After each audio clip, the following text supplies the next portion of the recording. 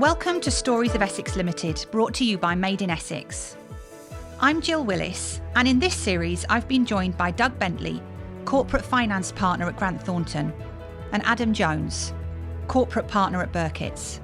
Together, we've lifted the bonnet on the Essex Ltd Report and explored the growth stories of the county's top 100 and fast growth 25 alumni. Well, today we bring it all together as Doug, Adam and I delve into the Essex Ltd dashboard, look at how firms are scaling and ask what comes next. So Doug, Adam, welcome. It's really exciting to be sitting down with you today to talk about the Essex Ltd report and unpack some of those figures.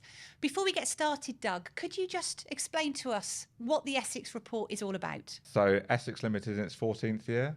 It's a report we produce in collaboration with Birketts, and it's an index of the top 100 businesses ranked by turnover in the county. It needs to be owner managed here. And the top business is 1.7 billion in turnover, and the 100th business is 56 million in turnover. That sounds pretty high. So Essex is doing pretty well, right? It is. So if you compare it to its peers, Cambridgeshire Limited and Suffolk Limited combined isn't as big as Essex Limited. So, it's a really strong result for the county, and one which I think all the people that have made the list should be really proud of. So, Adam, despite, I think, what we'd all agree has been really challenging last few years and a bit of a legacy post-Brexit, post-pandemic, the results have been absolutely astonishing for the firms in the top 100 and the fast growth list. Can you run us through some of those movers and shakers? Absolutely, it'd be my pleasure.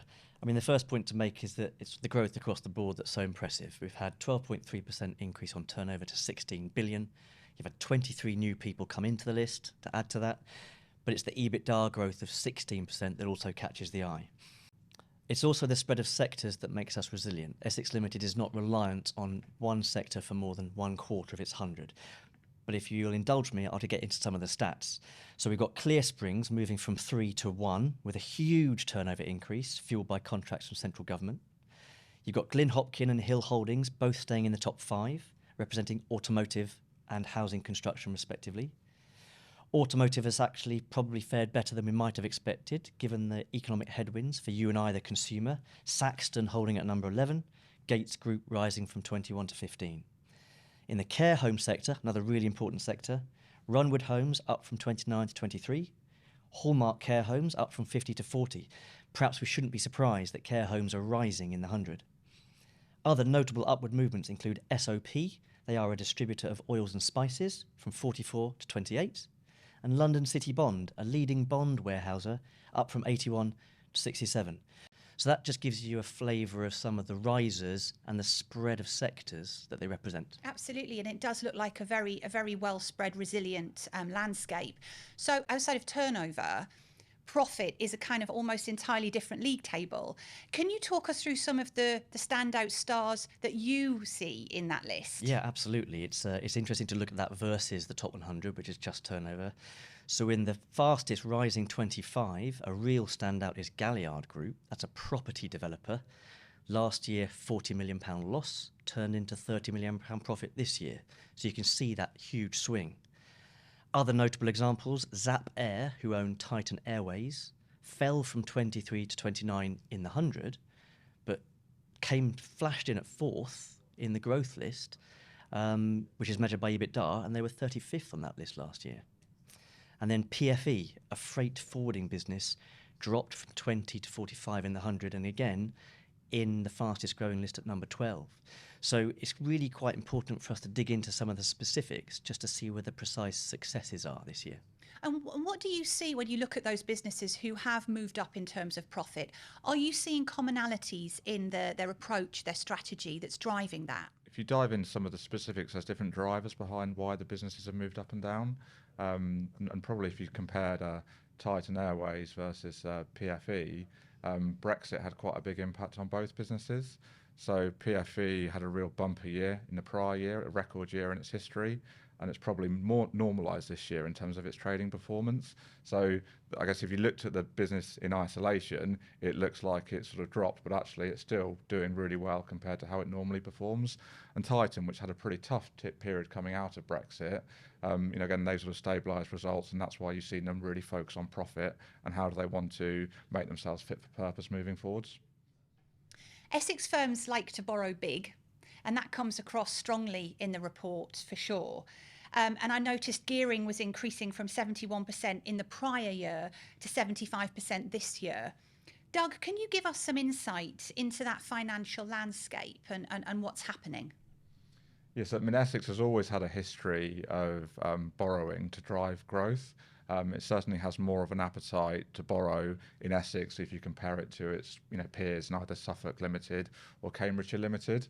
But it's not sort of borrowing for the sake of sort of reckless growth. If you look at the investment in balance sheet, there's been a sort of a complementary increase in investment in fixed assets this year. So, and we've also seen an increase in employment numbers, which I know we'll come on to talk to shortly. But what you can see is a real sort of focused investment to how to future-proof businesses for the future. So, Adam, what are you seeing to this point?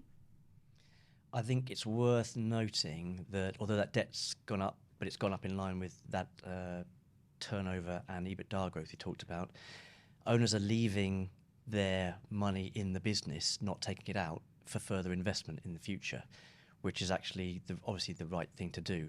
And again, it makes that lifting debt figure less of an issue because of the way it's being dealt with. And access to funding for Essex businesses, is that a challenge? What is it that Essex firms need, and are they getting at it? I guess it depends on who you ask. When we actually did the launch event itself, we were joined by a number of different funders within the room. That ranged from your traditional high street lenders right through to private equity. I guess sort of the view on the high street is the banks are open for business. They're keen to lend. I guess our view is I think it's far easier to deploy money where you have existing relationships as opposed to looking for new to bank lending, which I guess always carries a slightly higher risk profile. But if you dive into the top 100 itself, you can absolutely see an increase in private equity ownership within the list. So I think it was interesting in terms of, a county which has always been focused on an individual or families growing wealth themselves, but are they looking to external sources of finance now to help fast forward growth? And this is the first year that private equity-backed businesses have been included in the top 100. Is that because the landscape is changing and has changed over the past 14 years? I think so. Both Grant Thornton and Birketts have seen a huge increase in private equity interest in Essex, and indeed we've been involved in some of those transactions. So looking at the privately owned businesses in Essex, we just thought it was logical to bring in private equity-backed businesses because that is now such an important factor in the funding of those businesses and their growth. And you will sort of see, or you'll hear terms like there's lots of dry powder in the market, particularly on a global scale, but you can absolutely see that within the region itself. So Adam and I were lucky enough to be joined by Lindsay from Foresight Group, who is a private equity investor. And Foresight have a regional fund now, which they're keen to deploy into local businesses. So the landscape is changing, and I think there's more access to finance across the spectrum for business owners now than there was when we first launched the report 14 years ago. So it's fair to say, that these top flight firms that we're talking about today have delivered outstanding results, but that's not without challenge. Is that right? Sure.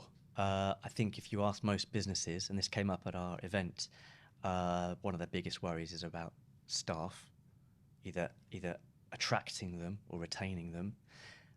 There's often a common thread about our proximity to London. I think Grant Thornton and Birketts have often felt that the proximity to London is a part of the success of Essex because Essex has used that to its advantage. But there's no doubting that the kind of draw of London and the salary increases there is an issue. And I guess also that with remote working now, it's a bit of a perfect storm because whilst that draw is there, but you don't have to be there all the time to benefit from that salary. Correct. And in Essex, as the report shows, the business services sector is one of those big sectors, and so you've got a lot of people who can work at home and deliver that from their home in Essex, but not necessarily working for a business in Essex.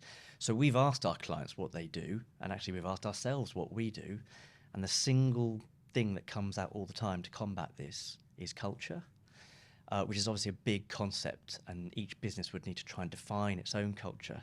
But you can have great benefits, and you can have really competitive local salaries, but the way you attract and retain is through your values. Spencer Gore, who was on our panel for the event from EMJ, had a lot to say on this point about how he recruits on values, not necessarily on the full skill set, which is really interesting. And so it comes down to the way you deal with your staff, perhaps in the same way that you might deal with your customers, with the same levels, and nurturing people's careers as opposed to them just having a job, perhaps. And I think the nurturing piece is really important, because when we spoke with Stefan at Titan Airways, you know, they have a really successful apprenticeship program. And again, that speaks to the values, behaviours, culture, recruiting talent early, and then encouraging them and empowering them through that journey. And hopefully then the retention piece happens more naturally. And I think Foxway as well spoke about recruiting for values and behaviours. The skill set can be taught, but it's the values and behaviours that you need to recruit on first. It's coming through more and more, that point. But plus your other point about apprenticeships, more and more businesses, including our own businesses, taking up that mantle and saying, let's develop people in the way that, in the values that we have, for longevity of them working for us in the business. And that's what we're seeing in Essex as well. And that also then, I think, becomes interesting when we look at people as part of a USP of a business. If you've invested really heavily in recruitment, in retention, in training, in well-being, in ability and skills, then your people become part of your USP. And I think it was interesting to see in the report Tangent talking to that very point, that, you know, with technology and AI kind of flooding the market, it's really the person in the mix that becomes the USP for your business. Yeah, and a business like Tangent, which really needs to embrace technology to help facilitate growth. I think, you know, investing in your people to make sure that they can utilise that technology in the right way is how they're going to differentiate themselves in the market. And Adam's already made the point around proximity to London. That is a big pull for a business like that. So again, how can they be different? How do they empower their people to feel like, you know, they really belong in that environment? That is how they are ultimately succeeding and driving growth within this list. Craig Hubert, who was on our panel, he's a serial entrepreneur, raised AI at our event, and I think the room generally agreed that AI was not going to take jobs, it was going to help with certain jobs and allow people to develop in different ways. So it was quite nice to hear that the room at the Essex Limited event was not going against AI as a threat, it was an opportunity that should be properly embraced. Most businesses have low levels of it already. We all accepted we're going to have more, no matter what walk of business we're in. But it was viewed as a very positive thing and something to actually embrace at even faster pace than we're seeing. And what are you seeing firms doing with regards to maybe ownership structure that also speaks to this culture and belonging piece? It's a really interesting point. So within the list this year, we've seen a real rise in the number of firms that are employee owned. So an employee ownership trust is very much like an MBO.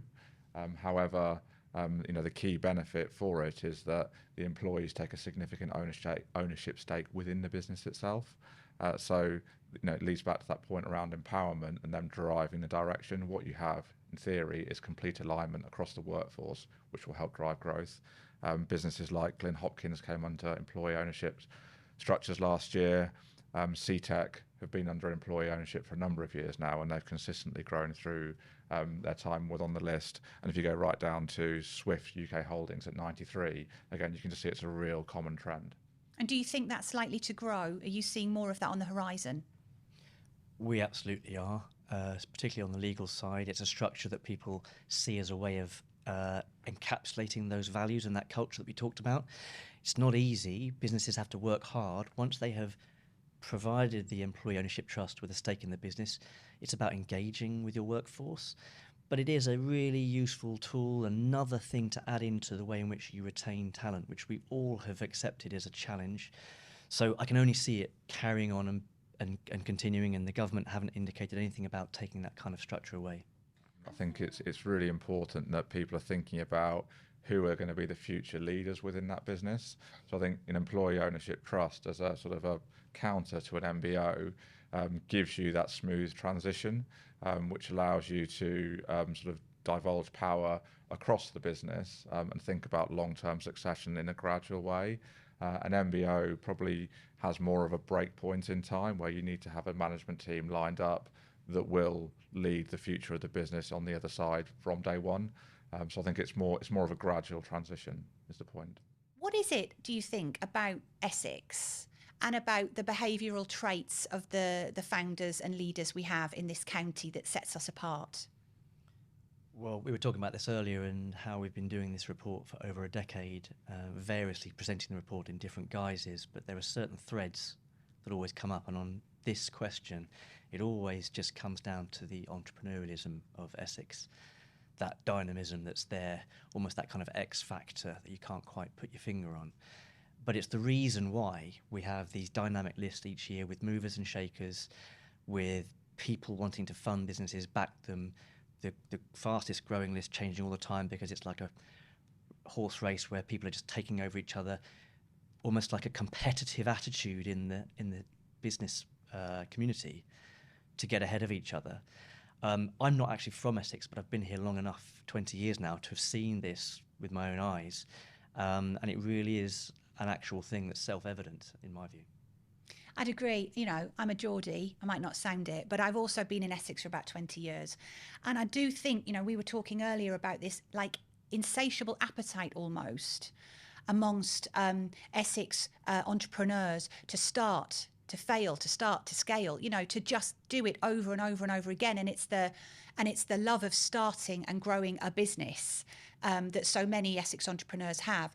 Would you say that those behavioural traits and the attitudes we have in this county is attracting private equity? Have they got their eyes on the county, would you say? Absolutely. So, I mean, private equity-backed management teams, essentially, you know, good people are like hen's teeth. So, trying to find the right team that can help deliver growth is fundamental for private equity. I think it was YFM produced a report relatively recently which highlighted Essex as one of the most entrepreneurial counties and one of the most attractive to invest. So it's not just sort of the people that we saw on the day. So it is an external view now that points to this county as being highly attractive. What do you think that this year's Essex Limited alumni have shown us?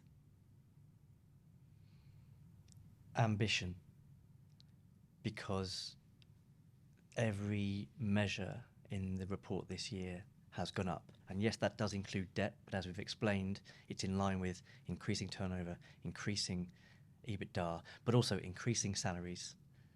People are looking after their people to achieve the turnover and the EBITDA growth. So in my view, it's that one word, ambition. And I guess I'll probably view it more from a resilience point of view. I think there've been a huge number of challenges that have been thrown at entrepreneurs over the last 5 years or so. We've seen that through supply chain challenges. We've talked about people, unprecedented inflation, sort of interest rates, geopolitical instability. It feels like there is a different challenge on the horizon every day. But the way that I think the county embraces that and pivots, repositions, looks for opportunity to drive growth is really unique. And again, it's testament to the people that have made this list. Doug, Adam, what a pleasure to sit down with you today for this Made in Essex special. Thanks, Jill. Thank you.